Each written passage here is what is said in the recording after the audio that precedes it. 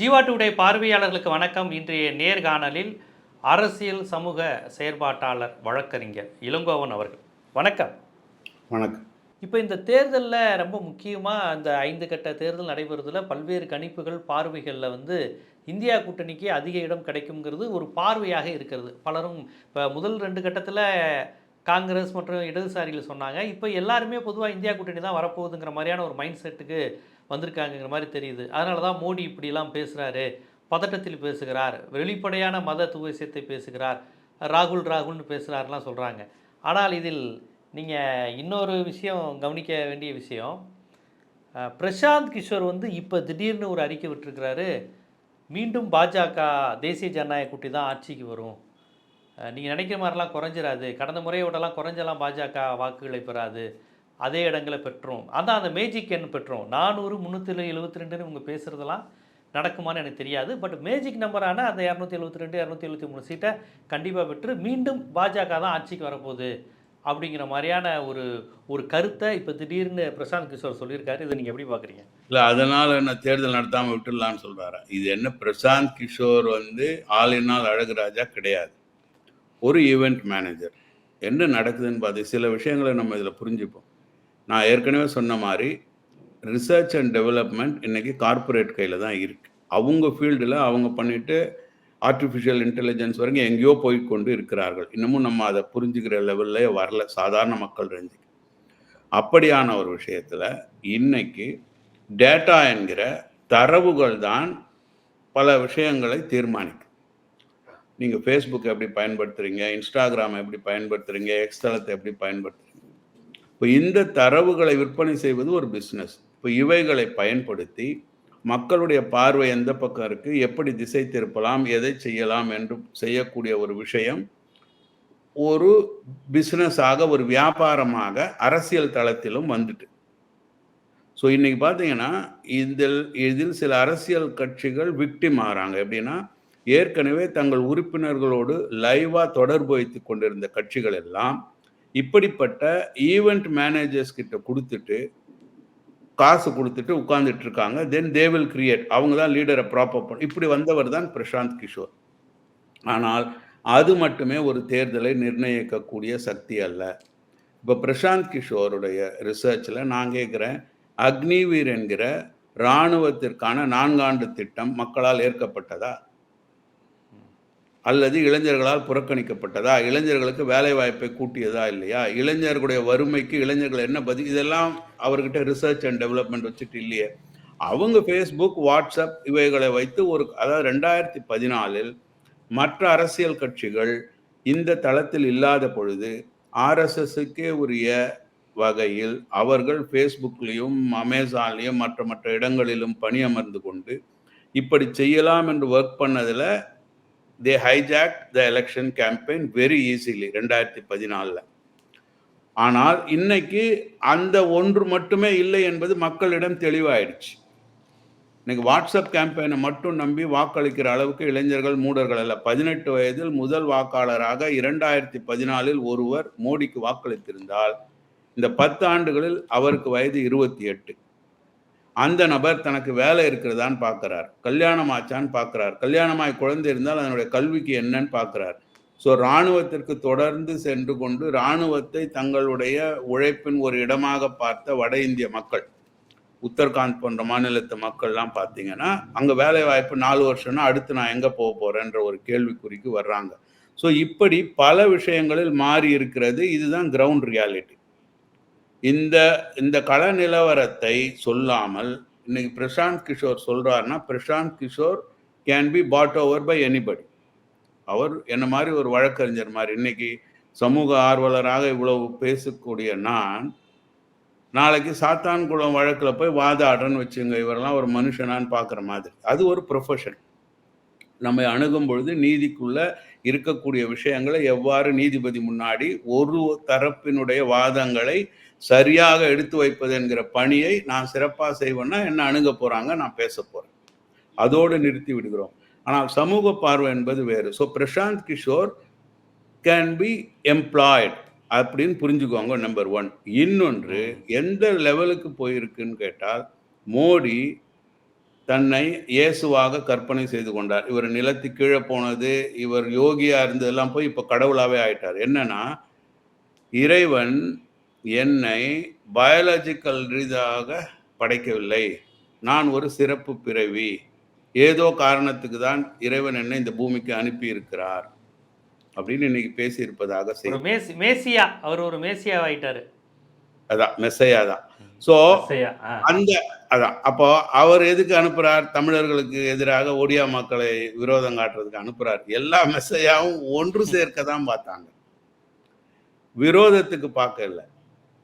இறைவனுடைய படைப்பாக, இறைவனுடைய தூதுவர்களாக தன்னை சொல்லிக் கொள்ளுகிற அல்லது இருந்தவர்கள் எல்லோரும் ஒன்றா இருக்கணும், அப்படிதான் அரவணைப்புக்கு தான் போனாங்க. அதில் உள்ள பழமைவாதிகள் தான் அவர்களை எதிர்த்தார்கள். ஆனால் இவர் தமிழ்நாட்டிற்கு வந்து ஒன்று சொல்லுவது, ஒடியாவில் தமிழர்களுக்கு எதிராக பேசுவது, உத்தரப்பிரதேசத்தில் தென்னிந்தியாவிற்கு எதிராகவே பேசுவது, இதெல்லாம் ஒரு பிரதமருடைய செயல்களாக இல்லை. அப்போ இவ்வளவு செயல்களுக்கும் பிரசாந்த் கிஷோர் என்ன பதில் சொல்லுகிறார் என்பதும் கிடையாது.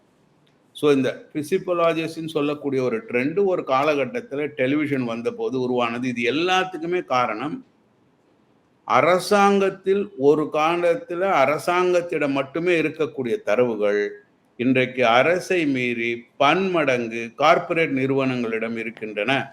நீங்கள் ஒரு ஆன்லைன் பிஸ்னஸ் செய்கிறீங்கன்னா, அமேசான் போன்று அல்லது ஃப்ளிப்கார்ட் போன்று பண்ணுறீங்கன்னா, என்னுடைய டீட்டெயில்ஸ் எல்லாம் உங்களுக்கு கிடைக்குது. நான் என்ன வாங்குறேன்னு உங்களுக்கு தெரியுது, என்னுடைய ப்ரிஃபரன்ஸ் தெரியுது, என்னுடைய ரிஜெக்ஷன் தெரியுது, என்னுடைய ஒப்பீனியன் தெரியுது.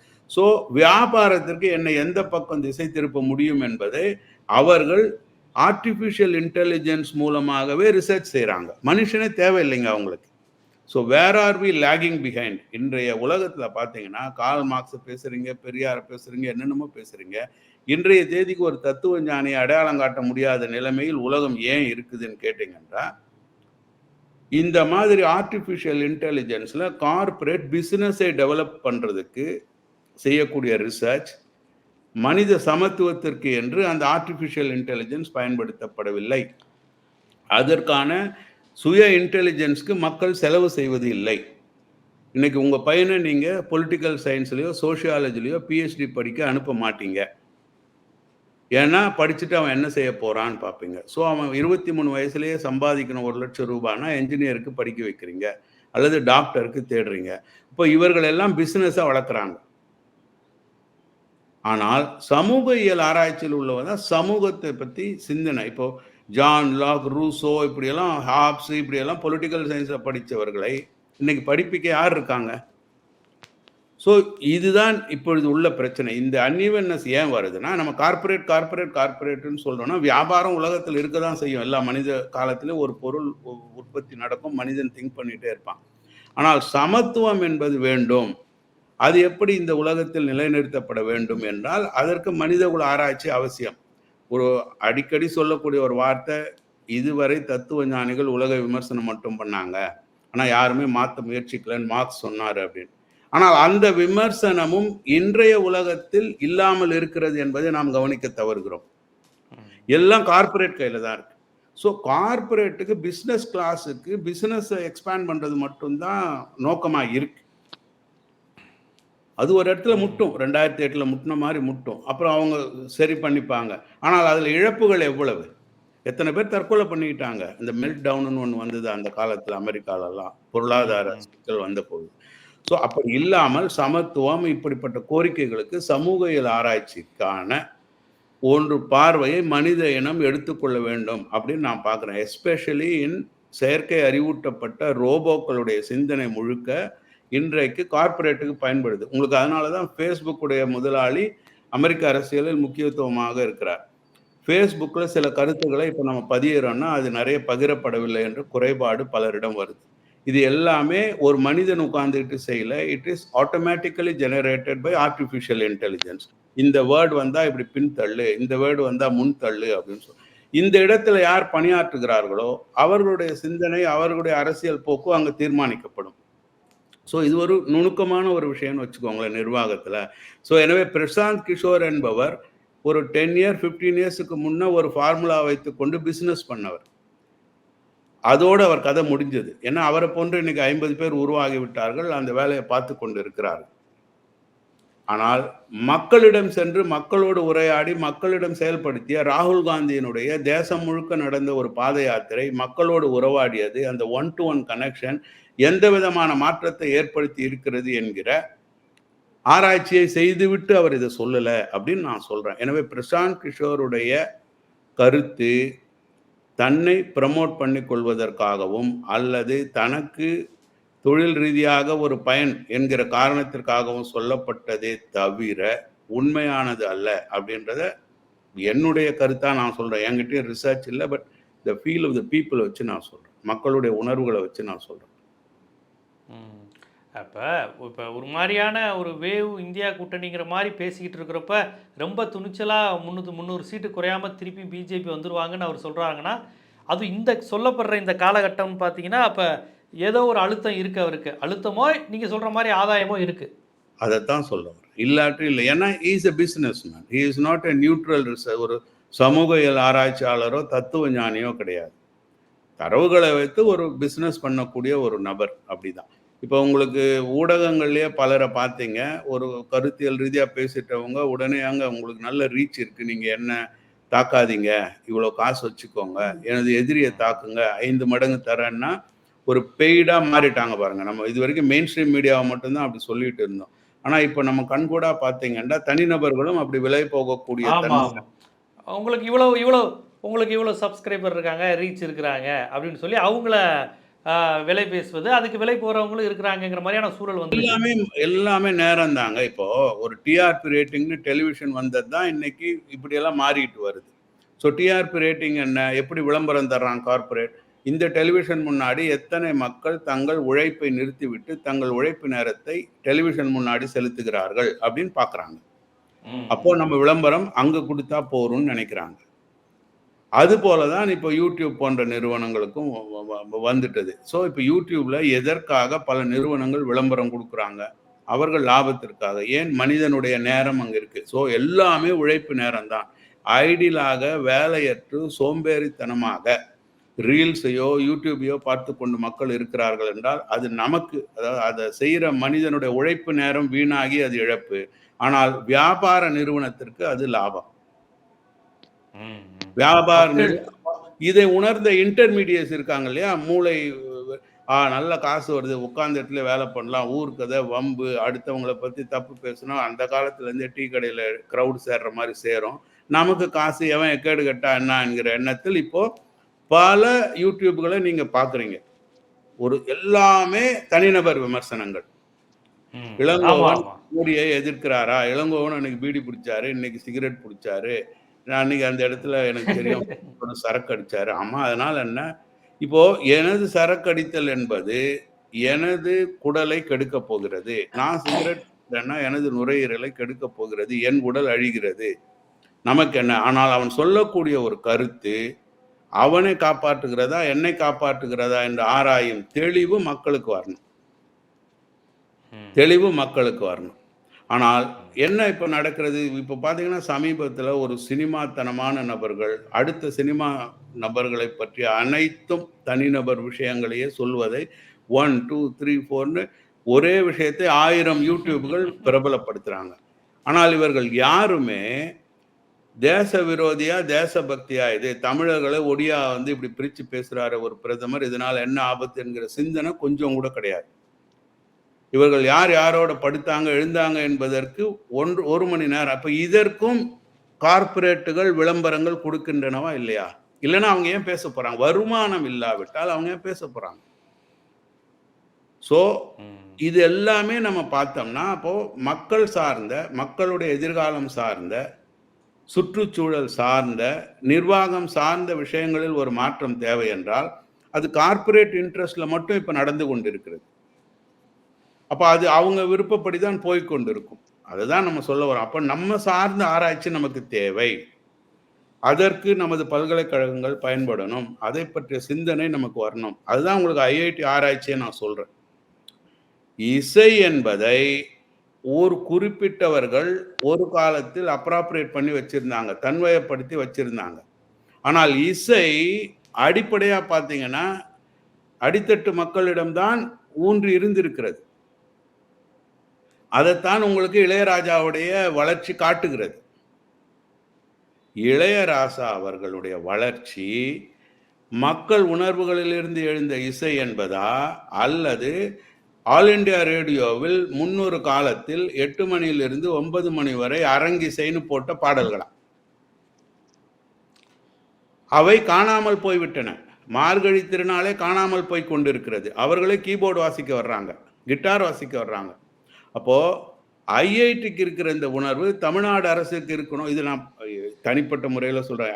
நான் ஒரு காலத்தில் கற்பனை செய்யும் பொழுது எனக்கு ஒரு வாய்ப்பு இருந்தால், கல்வி மந்திரின்னு வந்தால், நான் ஒவ்வொரு பள்ளியிலும் இசை கற்பிப்பதை கட்டாயமாக வாய்ப்புள்ள திறமை உள்ள மாணவர்கள் மாலை நேரங்களிலோ சனி ஞாயிறுகளிலோ இசை பயில்வதற்கு பள்ளிக்கூடங்களில் வாய்ப்பளிக்க வேண்டும் அப்படின்றது எனக்கு. அப்படி இருந்திருந்தால் தமிழ்நாட்டினுடைய இசை இன்னும் எங்கேயோ போயிருக்கும். காவடி சிந்து அழிந்து இருக்காது, காவடி சிந்த பரதநாட்டியம் கைப்பற்றி இருக்காது, நம்மிடமிருந்து வந்திருக்கும். லாவணின்னு ஒன்று இருந்தது. இப்படி பல இசைகள், பல மரபுகள் காணாமல் போய் கொண்டிருக்கின்றன. வெறும் அரசியல் தளத்தில் மட்டுமே பயன்படுத்திக்கிட்டு வந்தால் இளையராஜா வேறு ஒரு இடத்திற்கு தான் எடுத்து செல்லப்படுவார். ஐஐடியில் என்ன வேலை இருக்காங்க, இசை ஆராய்ச்சின்னு சொல்லி. அப்போ இவர் வேறு தளத்திற்கு பயன்படக்கூடாது. அவரை தனித்த முறையாக உயர்த்தி காலி செய்திடணும். அந்த ட்ரெடிஷன்ல இன்னொருத்தர் வரக்கூடாது. அதுதான் அவங்களுடைய சிந்தனை. இதை நீங்க 10 ஆண்டு கழிச்சு பாருங்க, 20 ஆண்டு கழிச்சு பாருங்க என்ன நடக்க போகுதுன்னு. அது ஒரு டெட் சென்டரா இருக்கும் ஐஐடியில். இன்னைக்கு ஆஹா ஓஹோன்னு சொல்றாங்க இல்லைங்களா, அங்கிருந்து ஒண்ணுமே வராது. அங்கிருந்து ஒண்ணுமே வராது. ஸோ நாம் இவைகளை தர வேண்டும். மியூசிக் என்பது, இசை என்பது எல்லார்கிட்டையும் இருக்குங்க. அப்போ என்னன்னா, அதுக்கான கருவிகள் வாங்க காசு இல்லை, அதை சொல்லித்தர ஆசிரியர் இல்லை. இது எங்க நடக்குது நீங்க பாத்தீங்கன்னா, இதுக்கு அடுத்த ஒரு மாற்று இடம் சர்ச் மட்டும்தான். கிறித்தவ ஆலயங்களில் மட்டும்தான் இசை பயிற்றுவிக்கப்படுகிறது. அங்கிருந்து தான் சில இசையமைப்பாளர்கள் இன்னும் சொல்லி வராங்க, கற்றுக்கொண்டு வராங்க. இப்போ தேவா போன்ற, இப்போ இளையராஜா மட்டும் இல்லை, இசையமைப்பாளர் தேவாவும் மண்ணிலிருந்து வந்தவர் தான். அப்போ அந்த மாதிரி 1000 பேர் இருக்காங்க. அந்த மாதிரி 1000 பேர் இருக்காங்க. இன்னும் கேட்டால் இசை என்பதை தலித் மக்களிடம் இருந்து உயர் வர்க்கம் எடுத்துக்கொண்டது என்பதே ஒரு ஆராய்ச்சி கட்டுரை ஒன்று ஒரு பத்திரிகையில் வெளிவந்திருக்கு. நான் இதை இன்னும் முழுமையாக படிக்கல. இது தெலுங்குல நான் ஒரு படம் பார்த்தேன். ஒரு எப்படி இது சிறு வயசுல நான் பார்த்துருக்கேன். ஏன் நான் இதை சொல்லணும், இது மிக மிக தனிப்பட்ட உணர்வு ரீதியாக. மரணிச்சிட்டு பிணத்தை கொண்டு சுடுகாட்டுக்கு போகும் பொழுது அங்கே ஒரு பாட்டு ஒன்று பாடுவாங்க, இந்த மரபுல. அப்போ அந்த பாட்டில் நீ சுடுகாட்டு கதவை தர இந்த மாதிரி அதை பாடுகிற மக்கள் ஒதுக்கப்பட்ட, ஓரங்கட்டப்பட்ட, தீண்டாமை கடைபிடிக்கப்படுகிற வர்க்கத்திலேருந்து வரக்கூடிய மக்கள். என்ன குரல் வளம் இருக்கும். எனக்கெல்லாம் ஆச்சரியமாக இருக்கும். சொல்லியிருக்கேங்க, இந்த பாடல்களை எல்லாம் நம்ம பதிவு செய்யணும், அடுத்த தலைமுறைக்கு இது வராமல் போயிடும் அப்படின்னு சொல்லி. ஸோ இதெல்லாம் நேச்சுரலாக அவங்கக்கிட்டேருந்து வந்தது, தலைமுறையாக அவங்கக்கிட்டேருந்து வந்தது. இவைகளை இப்போ உதாரணமாக தெருக்கூத்துன்னு எடுத்தீங்கன்னா, அந்த கலையில் ராமாயணத்தையும் மகாபாரதத்தையும் புகுத்தி உங்களுக்கு மாற்றி விட்டார்கள். ஆனால் அந்த கலை வடிவம் வேறு ஒன்றுக்கு பயன்படாமலே போயிடுச்சு. ஆனால் அதை ஆடியவர்கள் யார்? தெருக்கூத்து ஆடினவங்க யார்? எந்த சாஸ்திரியாவது ஆடினாங்களா? அப்போ இதெல்லாம் எங்கிருந்து வந்தது? ஆர்டினரி பீப்புள் கிட்ட, சாதாரண வாழ்வியல் மண்ணிலிருந்து வந்த மக்கள் கிட்ட வந்தது.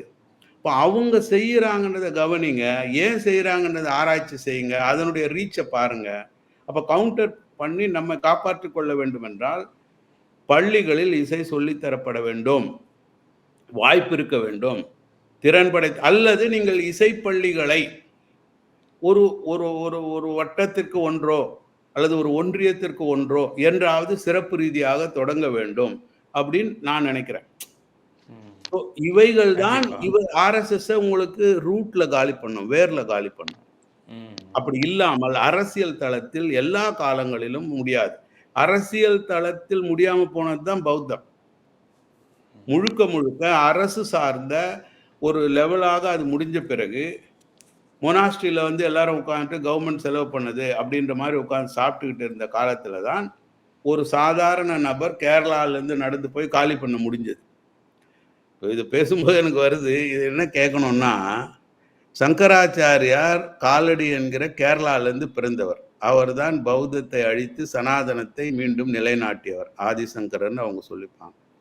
அப்போ அவர் நிறுவிய கோயில், அவர் நிறுவிய மடம்லாம் கூட சவுத் இண்டியன்ஸ் வேணான்னு சொல்லுவாரா மோடி?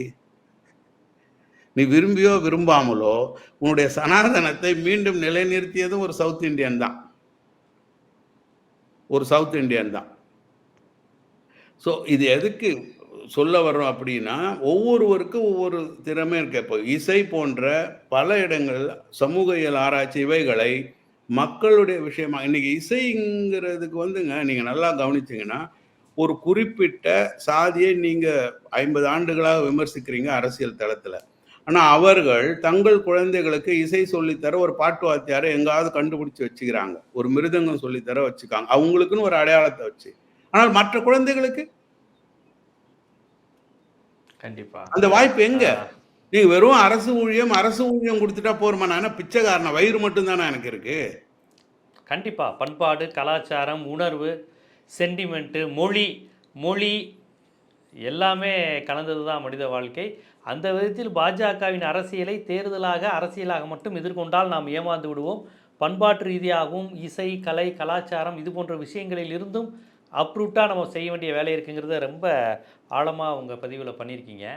இல்லை இப்போ பிரசாந்த் கிஷோர் வந்து இப்போ திடீர்னு இப்படி சொன்னதன் மூலமாக ஒரு மோடிக்கு ஒரு தோல்வி பயம் வந்துருச்சு அல்லது ரொம்ப ஒரு செட்பேக் ஆகுது, ஒரு பின்னடைவு வந்துக்கிட்டு இருக்குங்கிறதுனால கோடி மீடியா எல்லாமே இப்போ ஒரு திருப்பியும் ஒரு ஒரு தன்னம்பிக்கை தரதுக்காக இல்லை மீண்டும் வரப்போகிறாங்க அப்படின்னு சொல்ல ஆரம்பிக்கிறாங்களா? ஏன்னா எனக்கு நல்ல நினைவு இருக்குது, எலெக்ஷன் தொடங்க போகிறதுக்கு கரெக்டாக ஒரு நாள் 2 நாள் முன்னாடி இதே மாதிரி தான் பிரசாந்த் கிஷோர் ஒரு ஒரு விஷயத்தை பதிவு செஞ்சார். தென்னிந்தியாவில் வரலாறு காணாத அளவு பாஜக பெறப்போகுது. ஏன்னா வட இந்தியாவில் அவங்க கீழே இறங்கிட்டு இருக்கிறாங்க, ராமர் கோவில் கை கொடுக்கலன்னொன்னே தென்னிந்தியாவில் அதிகம் வரப்போகிறாங்கன்னு ஒரு கருத்தை உருவாக்குனார் பிரசாந்த் கிஷோர். அப்பயும் இது குறித்து ஒரு விவாதம் போச்சு. அதற்கு பிறகு பார்த்தீங்கன்னா தமிழ்நாட்டிலேயே இரட்டை விழுக்காட்டில் வருவார், சிங்கிள் டிஜிட்டில் டபுள் டிஜிட்டில் ஓட் பெர்சன்டேஜ் வாங்குவாங்க பாருங்கள். அது மட்டும் இல்லாமல் 8 இடம் 7 இடத்துக்கு குறையாமல் பாஜக தனிச்சு நின்று ஜெயிக்கணும் ஒரு பிம்பத்தை இதே பிரசாந்த் கிஷோர் தான் சொன்னார். இப்போ 5ஆம் கட்ட தேர்தலாம் முடிஞ்சதுக்கப்புறம் பாஜக மீண்டும் ஆட்சிக்கு வரப்போகுது, நீங்கள் வேணால் பாருங்கங்கிறாரு. ராகுல் காந்தி தான் பிரதமர்னு சொல்ல அவங்களால முடியலை, ஸோ அதையெல்லாம் எதிர்பார்க்கறதுனால மீண்டும் பாஜக தான் வருது, ஆனால் 400 இடம் 370 வராது அப்படிங்கிற மாதிரி அவர் பேச ஆரம்பிச்சிருக்காரு. ஸோ ஒரு மாதிரி பாஜக பின்னடைவுங்கிறது தெரிஞ்சுக்கிட்டு மக்கள்கிட்ட ஒரு பிம்பத்தை உருவாக்க திருப்பியும் கோடி மீடியாலாம் இந்த மாதிரி உருவாக்க நினைக்கிறாங்கன்னு எடுத்துக்கலாமா? பின்னடைவு ஒன்று. இன்னொரு உச்சநீதிமன்றத்தில் சமீபத்தில் நடத்தப்பட்ட இந்த வாக்கு எந்திரம் தொடர்பான வழக்கினுடைய தீர்ப்பில் எனக்கு திருப்தி கிடையாது. அது லாஜிக்கலா சரியா இருக்கா அப்படின்னா இல்லை என்பதுதான் என்னுடைய விமர்சனம். அப்போ ஒருவேளை இவர்கள் இந்த வாக்கு எந்திரத்தில் ஒரு மோசடியை திட்டமிட்டு செய்துவிட்டு அதை நியாயப்படுத்துகிற வகையில் இப்படி போன்ற ஊதுகுழல்களை வைத்து பரப்புரை செய்கிறார்களா என்கிற ஒரு சந்தேகம் எனக்கு எழுது. ஏன்னா தமிழ்நாட்டில் தனக்கு ஆதரவு இல்லை என்பதை மோடியோட பேச்சே சொல்லுது. தமிழ்நாட்டில் வரலாறு காணாத அளவிற்கு உங்களால் இரட்டை இலக்கத்தில் வாக்குகளையோ அல்லது இடங்களையோ பெற முடியும் அப்படின்னு நீங்கள் நினைக்கிறீங்கன்னா கட்டாயமாக தமிழ்நாட்டை தப்பாக பேச வேண்டிய ஒரு எண்ணம் உங்களுக்கு வராது. ஏன்னா உங்கள் காலத்தில் தான் தமிழர்கள் உங்கள் பின்னாடி வர்றாங்க அப்படின்றது ஒன்று இருக்கும் இல்லைங்களா? அப்போது மன ரீதியாக உங்களுக்கு தமிழர்கள் உங்களோடு ஒன்றவில்லை என்பதை ஒடியா பேச்சும் உத்தரப்பிரதேச பேச்சும் சுட்டி காட்டுது. ஆனால் பிரசாந்த் கிஷோர் அங்கே இத்தனை இடம் வருவாங்க சொல்கிறாங்க அப்படின்னா அன்னைக்கே அவர் சொன்னார் இல்லையா, அப்போ என்ன சொல்றீங்க என்பதற்கு இருக்கிறதா என்கிற ஒரு சந்தேகம் இன்னமும் நீடிக்கிறது. ஏனென்றால் மனிதனால் கண்டுபிடிக்கப்பட்ட எந்த இயந்திரமும் மேனிப்புலேஷனுக்கு உட்படாதது அல்ல இல்லையா? இது செயற்கையில் ஒவ்வொரு தவறுகள் வந்துகிட்டே இருக்கும். மனிதன் அதை மாறி மாற்றிக்கொண்டு போய்கொண்டே இருப்பான். சிறப்பு. அப்போ இந்த வாக்கு எந்திரம் மேனிப்புலேஷனுக்கே உட்படாதது அப்படிங்கிறத 2 நீதிபதிகள் சொல்லிட்டாங்க என்பதனால் நான் ஏற்றுக்கொள்ள தயாராக இல்லை. அதே மாதிரி உத்தரப்பிரதேசத்தில் ஒரு இளைஞர் 8 வாக்குகள் அடித்து அதை வீடியோவும் எடுத்து மக்களுக்கு சொல்லக்கூடிய நிலைமையும் இருக்கு. இந்த தேர்தல் ஆணையம் என்பது இருக்கிறதா இல்லையா என்கிற சந்தேகம் இருக்கிற அளவிற்கு மௌனத்தை கடைபிடித்து வருகிறது. இப்போ உதாரணமா ஒரு கற்பனைக்கு நான் சொல்றேன். நாளைக்கு ராகுல் காந்தி ஊருக்கு ஊர் போய் மோடியினுடைய அந்த லாங்குவேஜ் பிரச்சாரம் பண்ணார்னா மறு நிமிஷம் தேர்தல் ஆணையம் முழுக்க முழுக்க அவருக்கு தடை விதிக்கும். இது சொல்லிட்டே செய்யலாம். மக்களே பாருங்க, நான் பேச போவதெல்லாம் மோடி என்ன சொல்றாரோ அதையே தான் நான் பேச போறேன். ஆனால் தேர்தல் ஆணையம் பாருங்க எனக்கு எதிராக செயல்படும்னா கட்டாயம் செயல். அந்த நிலைமையில் இருப்பதனால் பிரசாந்த் கிஷோர் அதற்காக மணி ஓசையாக யானைக்கு சொல்லுகிறாரா, இந்த மோசடிக்கு முன் கட்டியம் கூறுகிறாரா என்கிற சந்தேகம் எழுகிறதே ஒழிய மக்களிடமிருந்து பெற்ற தரவுகளில் இவர் சொல்லுகிறார் என்கிற நம்பிக்கை எனக்கு இல்லை. ஏன்னா நாமும் மக்களோட தான் இருக்கோம், பழகி கொண்டு இருக்கிறோம். இப்போ ஒரு குறிப்பிட்ட மக்கள் இதுதான் காலம், எப்படி நீதிபதிகள்லாம் நான் ஆர்எஸ்எஸ் பெருமையா சொல்லிக்கிறாங்களோ அது போன்று ஒரு குறிப்பிட்ட மக்கள் இதுநாள் வரை தங்களை அடையாளப்படுத்தி கொள்ளாமல் இருந்தவர்கள் தற்பொழுது மோடி தான் என்று அடையாளப்படுத்தி வாக்களித்திருக்கிறாங்க. அதை தங்கள் பரப்புரையாகவும் மக்களுக்கு எடுத்து செல்ல முயற்சிக்கிறாங்க. இது நான் வழக்கறிஞர் மத்தியில பார்க்கிறேன் தெளிவா. சாதிய அடையாளத்திலேயே எப்படி மோடிக்கு ஆதரவு தெரிவிக்கிறாங்கன்னு சொல்லிட்டு, ஒரு சிலர் எப்படி காற்று திசை மாறினால் அல்லது குறுகிய காலத்திலாவது பலன் பெற்றாலும் போரும் அப்படிங்கிற ஒரு அரசியல் நோக்கத்தோடு சிலர் மாறி வேலை பார்க்கறாங்க. இவர்கள் இருப்பதெல்லாம் நம்ம மறுப்பதற்கு இல்லை. இந்த காற்று திசை மாறி அடிக்கும்போது பவர் சென்டருக்கு இடம் மாறி இருக்காங்க. அது வந்து மறுக்க மாறுவாங்க.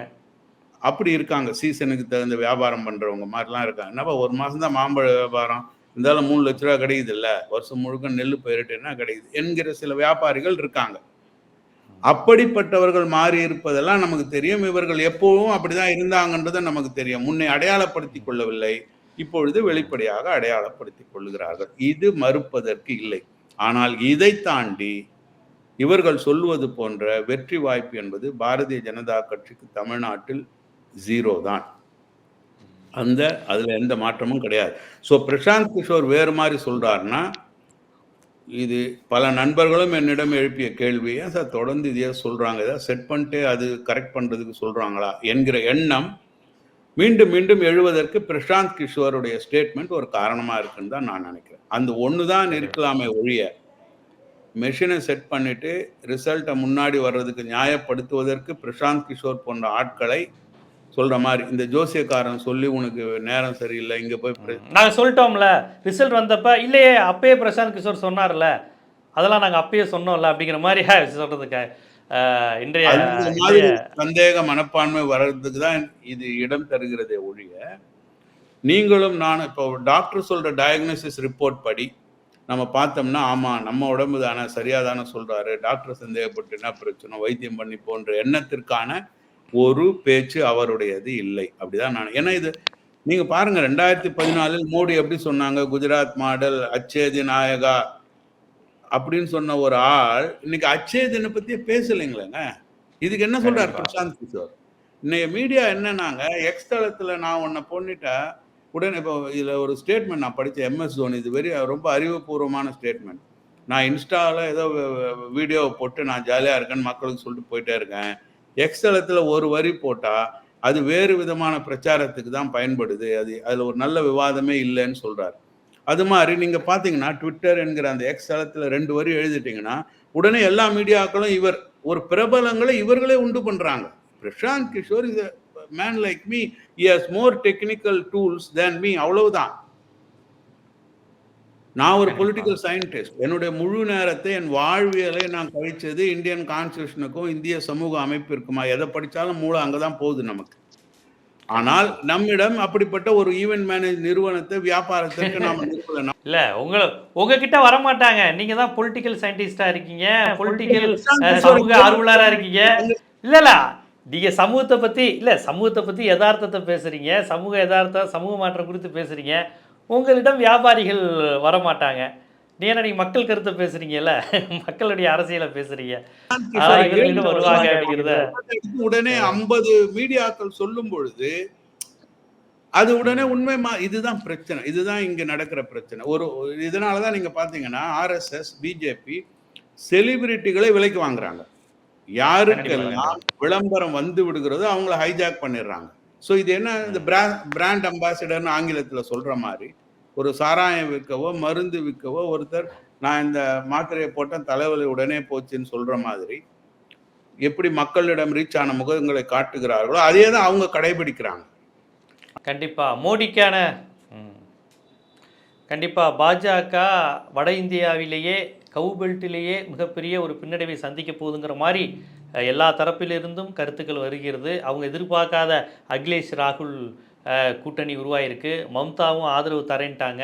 ஸோ இந்தியா கூட்டணி கான்கிரீட் ஆகுது. அங்கே சோரன் கைது, கெஜ்ரிவால் கைதுலாம் மக்கள் மத்தியில் செல்வாக்கை ஏற்படுத்தியிருக்கிறதுன்னு வட இந்தியாவில் இருக்கக்கூடிய ஆங்கில ஊடகங்களே எடிட்டோரியல் எழுதுகிற இந்த சூழ்நிலையில் இப்போது பிரசாந்த் கிஷோர்லாம் இப்படி பேசுவதற்கு பின்னால் மிகப்பெரிய ஒரு அரசியல் இருக்குது, ஒரு ஆதாயம் இருக்குங்கிறத ரொம்ப விரிவாக உங்களுடைய அனுபவத்திலும் பட்டறிவிலும் படிப்பறிவிலும் இருந்து நம்ம ஜீவா டுடே பார்வையாளர்களுக்கு எடுத்து வச்சிங்க. நன்றி.